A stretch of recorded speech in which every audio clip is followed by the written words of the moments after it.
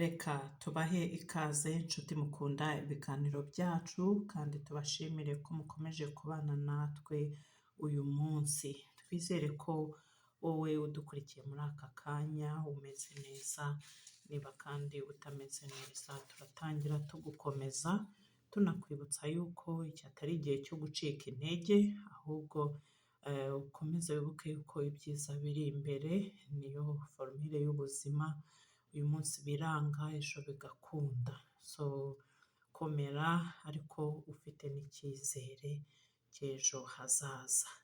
Hanyuma nanone ntabwo twatangira tudashimiye, turashimira buri muntu wese wamaze gukora subscribe kuri iyi channel, ni iby'agaciro gakomeye cyane, ni mwebwe muduha imbaraga zo gukomeza gukora ibiganiro nk'ibi byubaka benshi, nk'uko tumaze kubibona mu makomenti amwe n'amwe twakira, harimo benshi bubakwa n'ibiganiro byacu. Ubwo rero niba udukurikiye muri aka kanya ukaba uri umwe mu bareba ibiganiro byacu ariko bakaba batarakora subscribe, turagushishikariza ko nawe wayikora kuko bifite akamaro. Icyo bigufasha ni iki? Iyo ukoze subscribe bituma ikiganiro dushyize hanze uza mu ba mbere bakibona. So urumva rero ni iby'agaciro ko ukora subscribe. Niba rero utarayikora wenda bitewe no kutamenya uko bikorwa, reka tukunyuriremo muri make bikorwa bite.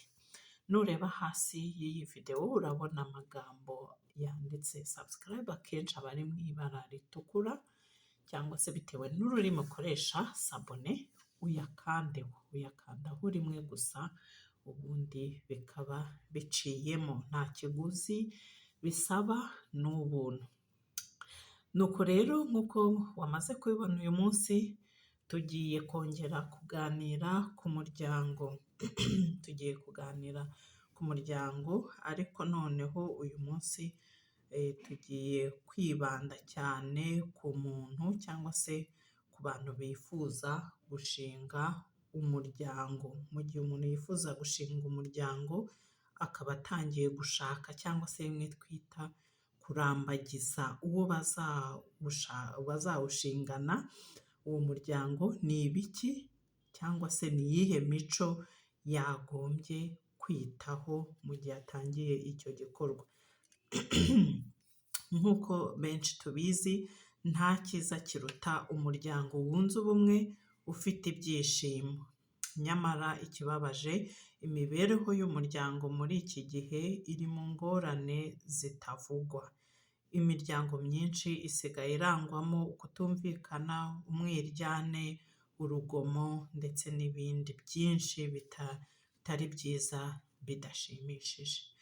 Niba rero urimo witegura gushaka uwo muzabana, mbere na mbere ukwiye kubanza kwibaza iki kibazo: mbese urugo rwanjye, umuryango wanjye bizashingira ku rufatiro rw'urutare cyangwa urw'umusenyi? Mu rugero runaka bizaterwa n'uburyo ukoresha ubwenge mu guhitamo uwo muzabana. Akenshi na kenshi iyo umuntu ahitamo uwo bazabana, ikintu cya mbere yitaho ni uburanga, kuko nicyo kintu kigaragara umuntu akibona mugenzi we, uburanga. Hanyuma rero ibi rwose ntacyo bitwaye, kuko buri wese aba yifuza umuntu usa neza ufite uburanga, ariko nanone ntabwo bihagije. Kuba umuntu afite uburanga ntibihanaguraho ukudahuza mu by'ubwenge. Niba rero umuntu yifuza kurushinga, kugira urugo rwiza, umuryango mwiza, bishingiye ku rufatiro rukomeye. Ni ukuvuga kugira ngo rero urwo rufatiro ruzabe rukomeye nk'urutare, ni iki cyagufasha kubigeraho? Aha ngaha niho dushaka kwibanda cyane cyane. Nta kindi rero kitari inama zo mu ijambo ry'Imana. Inama zo mu ijambo ry'Imana nizo zonyine zitanga urufatiro rukomeye nk'urutare mu ishyingiranwa umuntu aba yifuza. Ijambo ry'Imana ryerekana ko umuntu w'imbere ari wo w'ingenzi cyane kurusha uburanga bw'inyuma gusa duhita tubona. Umugani umwe wahumetswe n'Imana uvuga ngo ubutoni burashukana kandi uburanga bwiza ni ubusa, ariko umugore cyangwa se umugabo wubaha Uwiteka ni we uzashimwa. Niba wenda ushaka kumenya aho ayo magambo aboneka mu gitabo cy'Imigani ku bakunda gusoma Bibiliya, Imigani igice cya 31 umurongo wa 30. Intumwa Petero nawe akaba yari umugabo wubatse, nawe yagize icyo avuga ku bihereranye n'umuntu uhishwe mu mutima, agira ati n'umwuka ufite ubugwaneza n'amahoro ko ari byo by'igiciro cyinshi mu maso y'Imana. Hanyuma umuntu urimo kurambagiza rero niyita kuri ibi bintu tuvuze haruguru, ni ukuvuga uburanga, umuntu uhishwe mu mutima, kuvuga umuntu w'imbere, umuntu urangwa n'umwuka ufite ubugwaneza hamwe n'amahoro. Nubona umuntu urangwa n'ibi bintu, nyamuneka uzaba utomboye, uzakora uko ushoboye ntazagucike. Ikindi kintu twakongeraho ni uko Imana nayo burya itareba ubwiza bugaragara inyuma gusa. Ntabwo Imana yita ku bwiza bugaragara inyuma gusa. Uti ibyo ubishingira kuki? Nk'uko twatangiye tubivuga haruguru, nanone ijambo ry'Imana niryo turi kwibandaho tugatangamo ingero zimwe na zimwe. Urugero tugiye gutanga kuri iyi ngingo ivuga ko n'Imana nayo itita ku buranga gusa ruboneka muri Samweli wa mbere igice cya 16 umurongo wa 7. Aho ngaho hagaragaza igihe Imana yoherezaga Samweli kujya guhitamo umwami uzasimbura Sawuli. Yabwiye Samweli ati nturebe uko asa n'uko areshya, si we nahisemo. Imana ntireba nk'uko abantu bareba, kuko abantu bareba ibigaragarira amaso, ariko Imana yo ikareba hehe? Mu mutima. Natwe rero dushobora kungukirwa no kugera ikirenge mu cy'Imana cyangwa se kugerageza kuyigana, twirinda gushukwa mu buryo budakwiriye n'ubwiza bw'inyuma gusa bw'uwo duteganya kuzabana nawe. Aha ngaha turashishikarizwa kureba kure niba ariryo jambo nakoresha, tukareba ibiri inyuma y'uburanga bugaragarira amaso.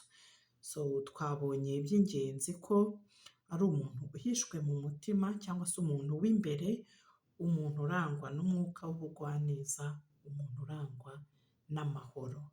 Uyu muntu numutombora, numubona nawe ukagerageza kwihingamo iyi mico, byanga bikunda wa muryango mugiye kubaka uzaba ari umuryango uhagaze, ukomeye, uhagaze ku rutare, atari wa wundi uhagaze ku musenyi ushobora gusenyuka igihe icyo ari cyo cyose. N'aha rero dusoreje ikiganiro cyacu, ntabwo amasaha twemerera gukomeza. Twizere yuko wowe wabanye natwe kuva tugitangira kugeza kuri uyu musozo, twizere ko wungukiwe. Niba kandi wagize icyo wungukirwamo, turagushishikariza ko iki kiganiro utakihererana, ahubwo ugisangize n'abandi. Bikorwa bite rero? Nk'uko twabivuze mbere, nubona hasi y'iyi video nanone urabona ahantu handitse amagambo share, yakandeho noneho ugisangize n'inshuti zawe.